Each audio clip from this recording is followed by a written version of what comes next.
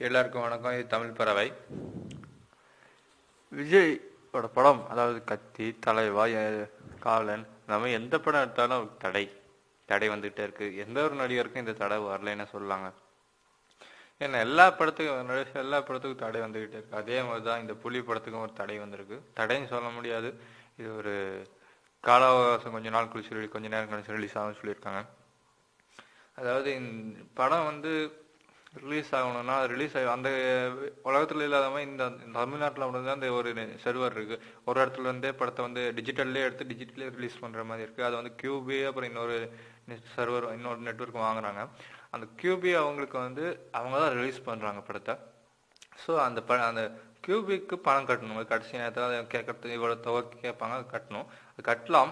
ஆனால் என்ன பிரச்சனைனா, இப்போ நேற்று அதாவது புலிப்படம் கருப்பணத்து மூலியமா எடுத்திருக்காங்களான்னு ஒரு சோதனைக்காக புலிப்படத்தோட ப்ரொடியூசர் வீட்லேயும், விஜய் அண்ணா வீட்லேயும், அப்புறம் நிறைய வீட்டில், சமந்தா வீட்லேயும், நயன்தாரா வீட்லேயும் எடுத்திருக்காங்க. நான் சொல்கிறேன், இவங்க 2 வீட்லேயும் வருமானத்துறை சோதனை பண்ணிட்டு இருக்காங்க. அது சோதனை பண்ணிட்டு இருக்கும் போது என்ன ஆகுதுன்னா, இவங்களால பணம் எடுத்து கொடுக்க முடியாது, பேங்க்ல இருந்து டிரான்ஸ்ஃபர் பண்ண முடியாது, எதுவும் பண்ண முடியாது. ஸோ தட் அதை நிறுத்தியிருக்கு.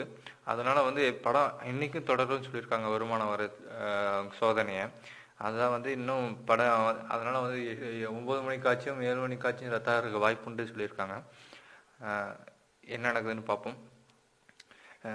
அப்படி ரிலீஸ் ஆனால் என் சேனலுக்கு வெயிட் பண்ணுங்கள். ஏன்னா நான் புலி படத்தோட ரிவ்யூ கொடுக்க போகிறேன். நானும் தேட்டர் வாசலில் தான் நிற்கிறேன்னு சொன்னாங்க. நன்றி. இந்த வீடியோ பிடிச்சிருந்தால் லைக் செய்யுங்கள்.